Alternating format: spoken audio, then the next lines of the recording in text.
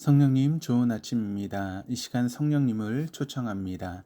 오늘도 내 안에 오셔서 하나님을 기쁘시게 드릴 것을 소원하게 해주세요. 오늘 말씀을 통해 구체적으로 무엇을 해야 할지를 깨닫게 해주세요. 깨달은 것을 삶 속에서 실천할 수 있도록 도와주세요. 아멘. 오늘 함께 나누실 하나님 말씀은 출애굽기 32장 1절에서 6절까지 말씀입니다. 제 32장. 백성이 모세가 산에서 내려옴이 더딤을 보고 모여 백성이 아론에게 이르러 말하되, 일어나라. 우리를 위하여 우리를 인도할 신을 만들라. 이 모세 곧 우리를 애굽 땅에서 인도하여 낸 사람은 어찌 되었는지 알지 못함이니라. 아론이 그들에게 이르되, 너희의 아내와 자녀의 귀에서 금고리를 빼어 내게로 가져오라. 모든 백성이 그 귀에서 금고리를 빼어 아론에게로 가져가매 아론이 그들의 손에서 금고리를 받아 부어서 조각칼로 새겨 송아지 형상을 만드니 그들이 말하되, 이스라엘아, 이는 너희를 애굽 땅에서 인도하여 낸 너희의 신이로다. 아론이 보고 그 앞에 제단을 쌓고 이에 아론이 공포하여 이르되, 내일은 여호와의 절일이니라. 이튿날에 그들이 일찍 일어나 번제를 드리며 화목제를 드리고 백성이 앉아서 먹고 마시며 일어나서 뛰놀더라. 시내산 위에서 하나님은 모세에게 성막과 그 성막에 들어갈 도구들을 어떻게 만들어야 하며 그것들을 만드는 재료를 어떻게 구해야 하는지 상세하게 말씀해 주셨습니다. 그리고 하나님께서 친히 돌판에 기록하신 증거판을 모세에게 주셨고 모세는 그 돌판을 가지고 산 아래로 내려왔습니다. 그러나 모세는 시내산 위에서 받은 하나님의 말씀대로 이스라엘 백성 가운데 성막을 바로 지을 수 없었습니다.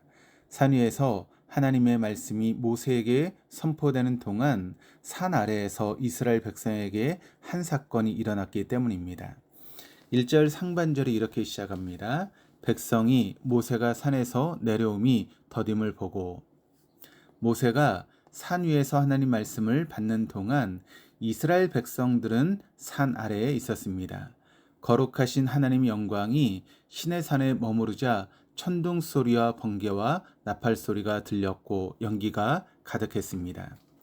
이스라엘 백성들이 보기에 맹렬한 불같이 보였고 그들은 두려움에 떨며 모세에게 부탁하기를 하나님께서 자신들에게 직접 말씀하시지 말고 모세 당신이 우리에게 하나님의 말씀을 전해달라고 부탁했습니다. 모세는 백성을 대표하여 하나님 말씀을 받기 위해 산 위에 있었고 산 아래 백성들은 하나님 말씀을 모세가 가져오기를 기다려야 했습니다. 그러나 시간이 지나자 산 아래에서의 이스라엘 백성들은 모세가 산에서 내려오는 것이 더디게 느껴졌습니다. 더디다, 지연되다 라고 하는 의미를 지닌 히브리어 부시는 부끄러워하다 라고 하는 의미를 가지고 있습니다. 즉 여기서 표현된 더딤은 지나치게 그리고 오랫동안 어떠한 일이 지체되었을 때 기다리는 사람이 느끼는 당혹감을 나타냅니다. 이스라엘 백성들이 느끼는 당혹감이란 시내산에 올라간 모세가 자신들이 생각했던 시간 내에 내려오지 않았기 때문에 생긴 마음입니다. 모세가 산에 있었던 시간은 40일이었습니다. 40일이라고 하는 시간이 백성들에게는 참을 수 없는 당혹감이었던 것입니다. 이스라엘 백성들이 산 아래에서 해야 되는 믿음의 행위는 기다림이었습니다. 산 위에서 40일 동안 하나님께서는 모세에게 이스라엘과 함께 하시기 위한 성막을 어떻게 지어야 하는지 상세하게 말씀해 주셨습니다. 그러나 산 아래에서 이스라엘 백성들은 더 이상 기다리려 하지 않았습니다. 40이라고 하는 시간이 그들에게는 더 이상 참을 수 없는 긴 시간으로 느껴졌으며 새로운 방법을 모색해야 될 때가 되었다라고 여겼던 것입니다. 40이라고 하는 시간의 기다림이 백성들에게는 힘겨운 시간이었던 것입니다. 그러면 우리는 어떻습니까?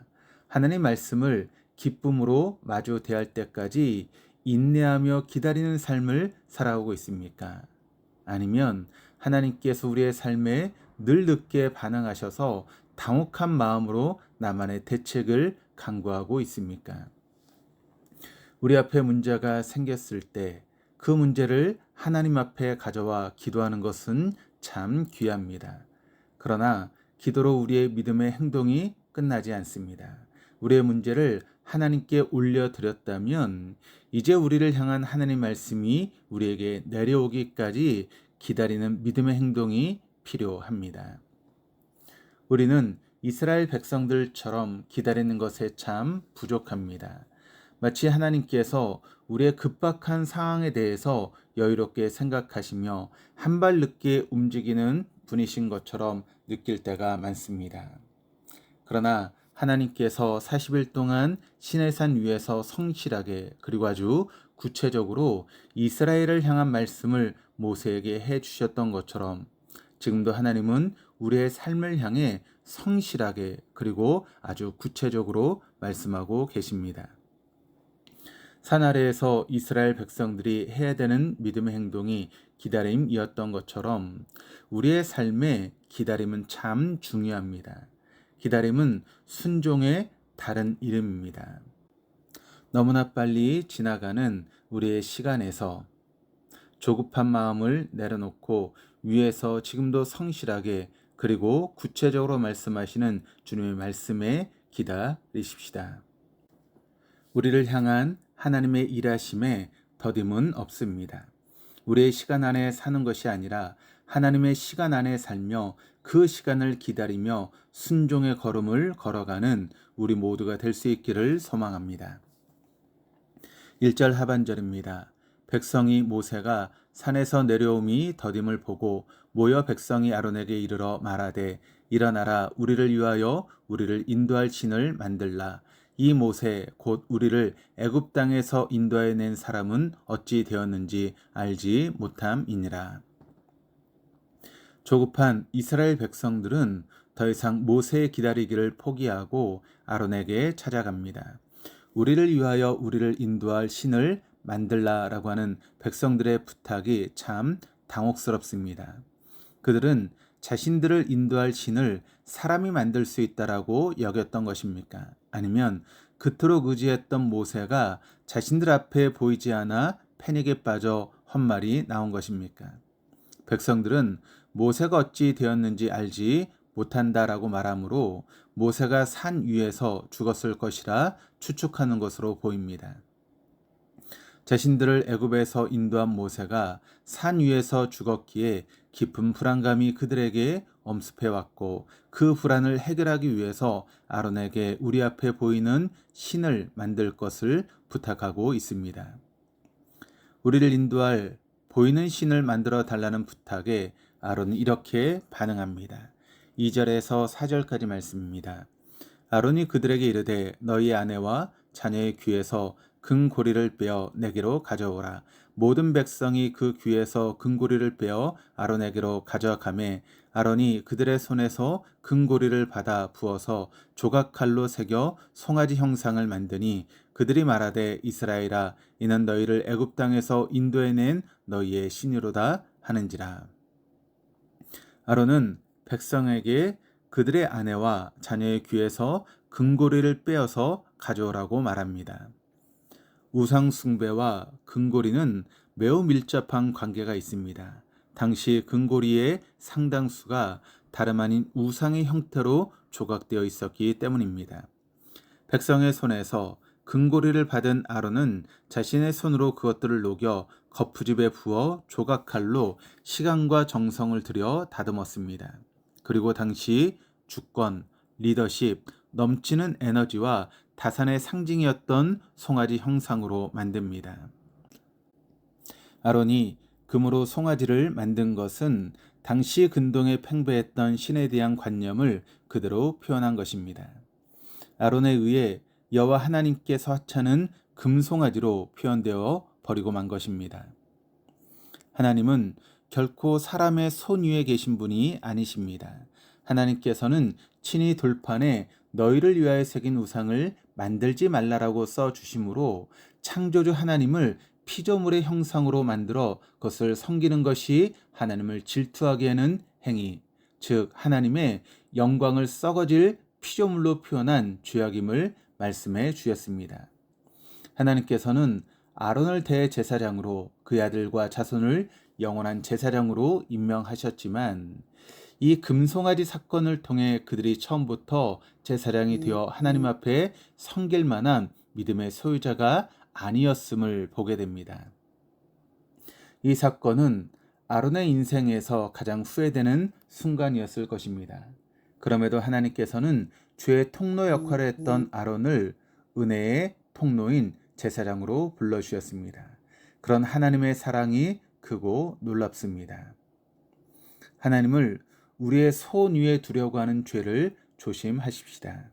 우리의 짧은 경험과 얕은 지식과 좁은 이해 수준으로 우리를 인도하신 하나님에 대해 쉽게 말하고 있지는 않습니까?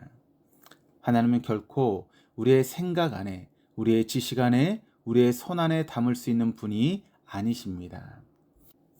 하나님을 내 생각과 내 이해 수준으로 내 두 손에 담으려고 했던 교만함을 내려놓고 하나님의 손 위에 우리의 인생을 맡겨 드리십시다.